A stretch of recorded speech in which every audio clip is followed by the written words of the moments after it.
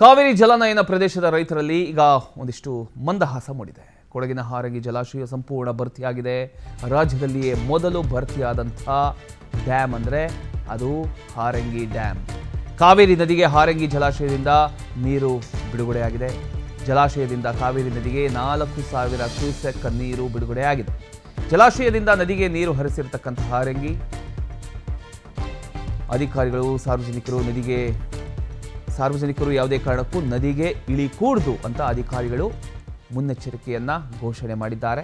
ಯಾಕಂತ ಹೇಳಿದರೆ ಕೊಡಗಿನಲ್ಲಿ ಈಗ ಜೋರಾದ ಮಳೆ ಗಾಳಿ ಹೆಚ್ಚಾಗಿ ಕಂಡು ಬರ್ತಾ ಇದೆ. ಅದರ ಜೊತೆಗೆ ಈಗ ಜಲಾಶಯ ನೀವು ಗಮನಿಸ್ತಾ ಇದ್ದೀರಿ, ಇದು ಹಾರಂಗಿ ಡ್ಯಾಮ್. ಇದು ಕುಶಾಲನಗರದಲ್ಲಿ ಇರತಕ್ಕಂಥ ಹಾರಂಗಿ ಡ್ಯಾಮ್ ಕಂಪ್ಲೀಟಾಗಿ ಭರ್ತಿಯಾಗಿರತಕ್ಕಂಥದ್ದು, ಅದನ್ನು ನೀವು ಗಮನಿಸ್ತಾ ಇದ್ದೀರಿ.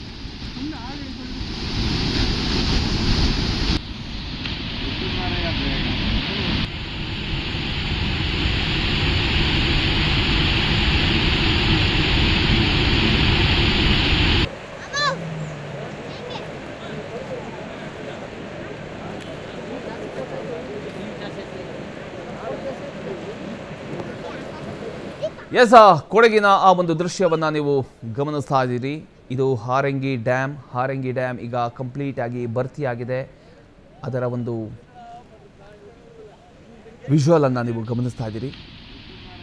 ರಾಜ್ಯದಲ್ಲಿಯೇ ಮೊದಲು ಭರ್ತಿಯಾಗಿರತಕ್ಕಂಥ ಡ್ಯಾಮ್ ಅಂದರೆ ಅದು ನೀವು ನೋಡ್ತಿರ್ತಕ್ಕಂಥ